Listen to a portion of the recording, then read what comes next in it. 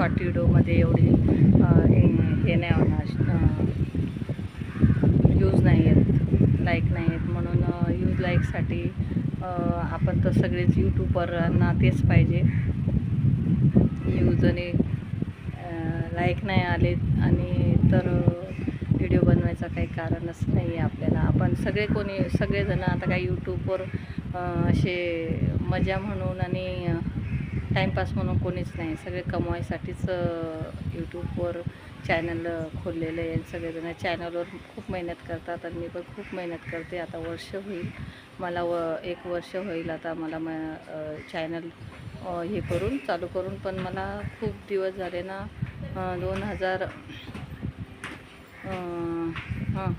2026 जसं चालू झालं, 2026 जसं चालू झालं ना, तसं खूपच प्रॉब्लेम आले.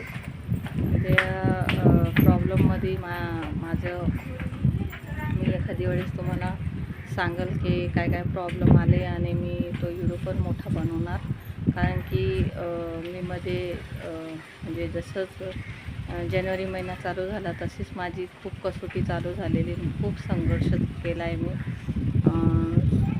संघर्ष याच्यासाठी केला की खरं बोलणं आणि समाजासाठी काही काम करणं म्हणजे संघर्ष आणि लोकांचं दबाव आणि लोकांची भांडणं टळणं आणि सगळ्या गोष्टीचं आपल्यावर हे पडतं. तेच झालेलं आहे माझ्यासोबत. मी तुम्हाला नक्कीच पूर्ण हिस्टरी सांगाल. तर मी तुम्हाला हे सांगते, मी समाजकार्य करता करता खूप असे काही कामं केले आहेत की लोकांच्या नजरेत खटकलेली, कशी कोणाचे भांडणं टळणं मोडणं किंवा पोलीस स्टेशनमध्ये कोणाला मदत करणं, हॉस्पिटलपर्यंत त्यांना मदत करणं, त्यांच्या घरगुती काही प्रॉब्लेम असतील ते प्रॉब्लेम सॉल्व करणं, हे सगळे काही केलं ना. त्याच्यामुळं असे 2-3 असे समाज कॉन्टॅक्टमध्ये असतात ते लोक जे जळणारे असतात ते बाईंना टार्गेट करतात त्यांना. कारण की बायकांना टार्गेट केलं तेव्हाच त्यांना असं वाटतं की हां, आम्ही खूप मोठे समाजकार्य कार्य करतात. पण त्यांना हे माहीत होत नाही की बाबा आपण समाजकार्य करतो आहे तर बाबासाहेबांनी सांगितलं आहे पहिले महिलांना मदत करा, नंतर मग आपलं हे दाखवा की हां बाबा मी पण आहे. सगळ्यांना सोबत घेऊन चाला, पण ते बाबासाहेबाचं नाव घेतात आणि आपले स्वतःचं मी म्हणून चालतात. म्हणून अशा लोकांशी मला काही नाव हे करायचं नाही आहे. पण मी माझं कार्य करत राहणार आहे आणि किती संघर्ष आणि किती मला त्रास दिला तरी पण मी माझे कार्य करत राहणार आहे. समाजकार्य करायची मला आवड आहे म्हणून मी समाजकार्य करते. आणि महत्त्वाचं मुद्दा मी सांगते तुम्हाला, आता जशी लाडकी बहीणची योजना आलेली तशी लाडकी बहिणीच्या योजनेचे मी स्वतः तहसील ऑफिसचं पहिले तर हे करत होते. तहसील ऑफिसमध्ये घेऊन जात होते, फॉर्म वगैरे भरत होते मी. कितीतरी महिलांचे तहसील ऑफिसमध्ये गंमत म्हणजे तुम्हाला हे सांगते मी की जे करतं त्याचंच वाईट होतं आणि हे माझ्यासोबत घडलेलं आहे.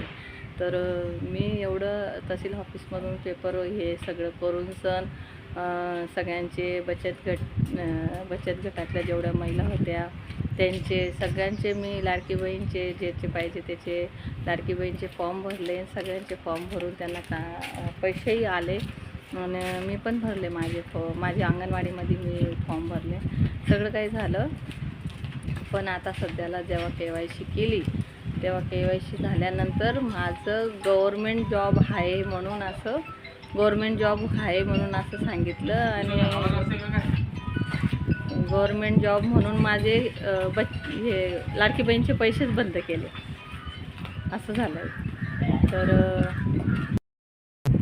पैसे येतील म्हणून मी डिसेंबर महिन्यापासून वाट बघत होती आणि डिसेंबर महिन्यापासून वाट बघून मी मार्चमध्ये KYC केली होती. पण ती KYC चुकीची झाली माझी. तर माझी महायुतीचे जे सरकार आहे त्यांना माझी नम्र विनंती आहे, सगळ्या महिलांकडून नम्र विनंती आहे, कळकळीची तुम्हाला विनंती करते मी की आम्ही काही एवढे शिकलेले नाही काय नाही, तर आम्हाला काही KYC ते मोबाईलवरचं कळालं नाही. जसं अंगणवाडीकडून फॉर्म भरून घेतला होता आणि त्यांच्याच मोबाईलमधून डेटा टाकून तुम्ही KYC केली होती तशीच KYC आमची परत करा आणि आम्ही जेवढ्या गरजू महिला बिना कारणाने आम्ही वगळल्या गेलेल्या आहेत. तर तुम्हाला हात जोडून विनंती आहे आमच्या सगळ्या महिलांच्या, ज्या गरजू महिला आहेत त्यांना खरंच लाडकी बहिणीचे पैशांची पात्रता आहे त्यांची, त्यांनाच तुम्ही द्या. आणि आमचं जे पण KYCमध्ये जर आमची काही गव्हर्मेंटचं जॉबचं किंवा याचं 4 व्हीलरचं आमच्या जेवढ्या महिला वगळल्या गेल्या आहेत त्यांची जर काही असेल तर तुम्ही त्या महिलांना नक्कीच हे करा. आमची सगळ्यांची तुम्ही प्राथमिक करा की आमच्यावर गव्हर्मेंट जॉब आहे का, आमच्या घरात टॅक्स वगैरेचं आहे का, असे सगळं जर तुम्ही असलं तर तुम्ही नक्की करा. पण अशी आमची चुकीची KYC झालेली आहे आणि काही बायकांची KYCच झाली नाही, त्यांना माहिती नव्हतं म्हणून कुठं करायचं काय करायचं. आणि काही जणांना मोबाईल वगैरे चालवता येत नाही, काही जणांना दुसऱ्याकडे गेले पैसे देऊन KYC करून घेतली पण ती KYC वेळावर झाली नाही किंवा चांगली बराबर झाली नाही, योग्य झाली नाही, तर त्यांचे पैसे बंद झालेले. तर माझे महायुतीचे सरकाराला कळकळीची विनंती आहे की आमचे सगळ्या पैसे परत चालू करा आणि KYC जर लवकरात लवकर चालू करा. देवेंद्र साहेब आणि आपले एकनाथ भाऊ आणि यांना सगळे महायुतीचे जे मोठे अधिकारी साहेब आहेत त्यांना आमची नम्र विनंती आहे, कळकळीची विनंती आहे. सगळ्या महिलांना तुम्ही योजनाचं लाभ द्या, नाहीतर सगळ्यांना सगळ्यांना तुम्ही इलेक्शनच्या टायमाला सगळ्यांना जसं सरसकट तुम्ही दिले तसे सरसकट द्या. नाहीतर तुम्ही छानबीन करणार, ज्यांची चुकीची KYC झाली त्यांना तुम्ही परत KYC चालू करा आणि घरोघर तुम्ही त्यांची काय घरामध्ये काय आहे नाही आहे तुम्ही ते पण सर्वे करायला पाठवा आणि सगळ्यांचे पैसे पाठवा, सगळे आनंदी राहतील, तेवढी माझी विनंती आहे.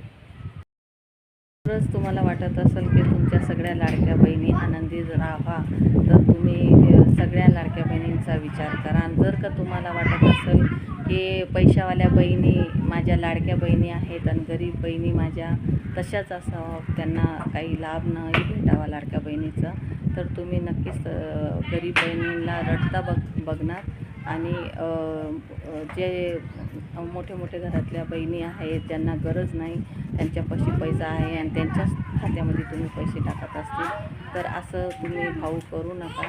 तुम्हाला सगळे गरीब बहिणींचीच मदत करायची तर गरीब बहिणींचीच मदत करा. नक्कीच आमचे लाडकी बहिणीचे पैसे चालू करा.